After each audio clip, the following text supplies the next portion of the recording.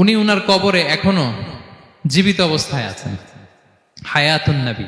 তবে আমরা এখন যেরকম জীবিত এরকম নয়, বারজাকি জগতের জীবিত। তিনি ইন্তেকাল করেছেন, মৃত্যুবরণ করেছেন নিঃসন্দেহে।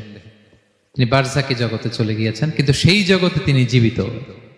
আমরা যখন নবী সাল্লাল্লাহু আলাইহি ওয়াসাল্লামকে সালাম দেই, দুরূদ পাঠ করি, বিষ্ণু সাল্লাল্লাহু আলাইহি ওয়াসাল্লাম কবর থেকে ওই সালামের উত্তর দেন। আল্লাহ তাআলা ওনার রূহটাকে ফিরিয়ে দেন, উত্তর দেন। সাহাবারা বললেন, ইয়া রাসূলুল্লাহ, কিভাবে আপনি উত্তর দেন? আপনার দেহ মাটি খেয়ে ফেলবে না? রাসূল সাল্লাল্লাহু আলাইহি ওয়াসাল্লাম বললেন, ইন্নাল্লাহা তাবারাকা ওয়া তাআলা হাররামা আলাল আরদি আজসাদাল আম্বিয়া।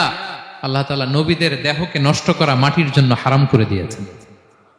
কোনো মাটি কোনো নবীর দেহকে টাচ করতে পারে না, নষ্ট করতে পারে না। নবীরা কবরে জীবিত, সেখানে সালাত আদায় করে, তাদেরকে স্পেশাল রিজিক দেয়া হয়। এটাকেই বলা হয় হায়াতুন নবী। তিনি বারজাকি জগতে জীবিত। বিষ্ণু সাল্লাল্লাহু আলাইহি ওয়াসাল্লাম যখন এই হাদিস বললেন যে সবচাইতে যদি আমাকে কেউ ভালো না বাসে, সে মুমিন নয়, ওমরে ফারুক তো অবাক হয়ে গেলেন। উনি কিছুক্ষণ আগে বলতেছিলেন যে ইয়া রাসূলুল্লাহ, আমি আপনাকে সবচাইতে বেশি ভালোবাসি, তবে ইল্লা নাফসি, আমার নিজের আত্মাটারে আমি এর চেয়ে বেশি ভালোবাসি। সবচেয়ে বেশি ভালোবাসি আমার আত্মাটারে, এরপরে ভালোবাসি আপনাকে। রাসূল সাল্লাল্লাহু আলাইহি ওয়াসাল্লাম বললেন, লা ইয়া ওমর, তোমার ঈমান এখনো পূর্ণ হয়নি।